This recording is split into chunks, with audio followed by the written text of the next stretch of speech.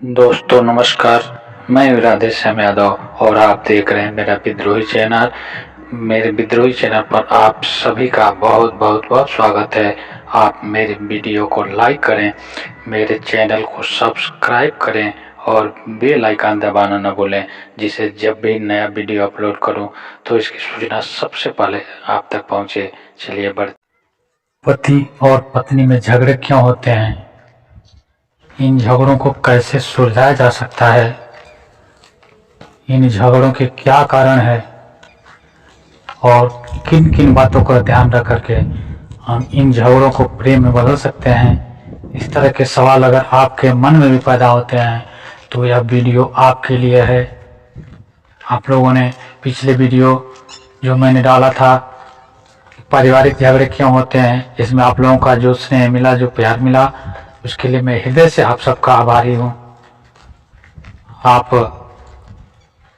हमारे वीडियो को लाइक करें, इससे मेरा उत्साहवर्धन होता है और आप लाइक करते हैं तो मुझे लगता है कि मैं कुछ अच्छे क्षेत्र में कदम बढ़ा रहा हूँ, इससे मुझे मोटिवेशन मिलता है। चलिए बढ़ते हैं आगे और जानते हैं कि इन पति पत्नी के बीच झगड़ों के क्या कारण हैं।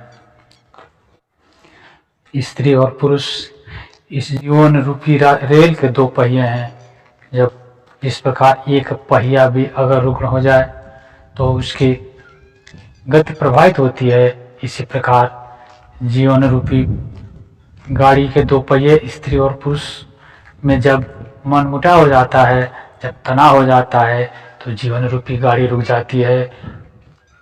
परिवार में तनाव फैल जाता है और परिवार का विकास अवरुद्ध हो जाता है।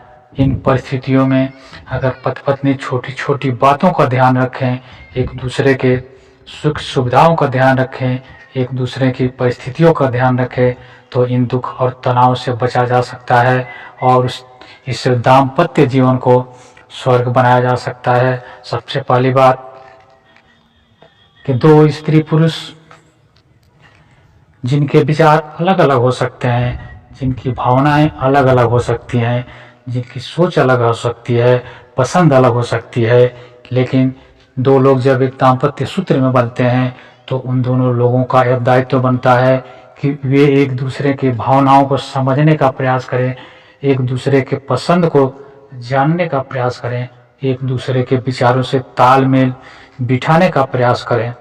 और सबसे जो बड़ी चीज़ है कि यह जीवन प्रेम और विश्वास पर चलता है। अब आपस में दोनों पति और पत्नी को यह चाहिए कि एक दूसरे पर विश्वास करें और आपस में प्रेम बनाए रखें, तभी उनका जीवन खुशहाल हो सकता है।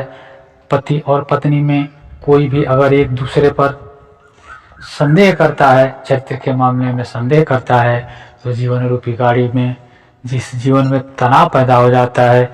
इसलिए आवश्यक है कि दोनों लोग खुले दिल से एक दूसरे से बात करें। अगर किसी समस्या पर कहीं संदेह पैदा होता है तो तुरंत उससे पूछें, उसका समाधान करें। दूसरी चीज़ कि एक दूसरे के माता पिता और भाई बहनों की इज्जत करें। जब हम एक दूसरे के माता पिता की इज्जत करेंगे तो वे भी हमारे माता पिता की इज्जत करेंगे। एक पति का दायित्व बनता है कि वह अपने पत्नी के माता पिता अर्थात अपने सास ससुर की इज्जत करे, कभी भी उनके लिए कोई अपशब्द का प्रयोग न करे, क्योंकि जब हम उनके लिए अपने पत्नी के माँ बाप के लिए पत्नी के सामने कोई अपशब्द करते हैं तो उसे लगता है कि हमारी तौहीनी हो रही है, तो वह भी बदले में अपने सास ससुर अर्थात पति के माता पिता की अवहेलना करने लगती है। ऐसे में अगर दोनों लोग एक दूसरे के माता पिता की इज्जत करें तो इस जीवन में बहुत बड़े विवाद से बचा जा सकता है। दूसरी चीज़, पति पत्नी के बीच झगड़ों का एक मुख्य कारण आर्थिक स्थिति होता है। ऐसी स्थिति में पत्नी को भी चाहिए कि वो पति की आय को देखते हुए उसके आय के अनुसार अपने को संतुलित करने का प्रयास करे। पति की आय अगर कम है तो उसी के हिसाब से अपने को मैनेज करना सीखे। ज़्यादा खर्चीली पत्नी भी पति के लिए सिरदर्द बन जाती है। अगर पति जितना भी कमाएगा, पत्नी अगर फिजूल खर्ची है तो वह हमेशा कम पड़ता रहेगा, जो कलह का कारण बनता है।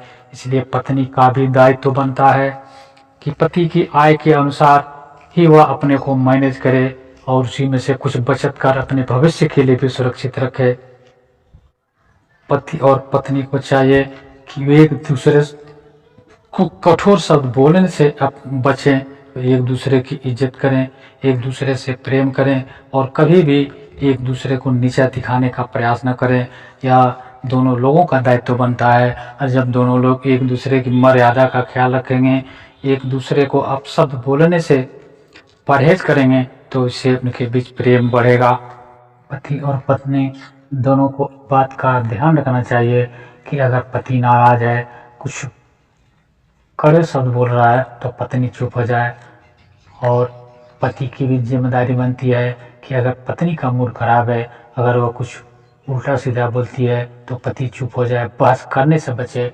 ऐसी स्थिति में अगर एक चुप हो जाएगा तो दूसरा जल्दी चुप हो जाएगा।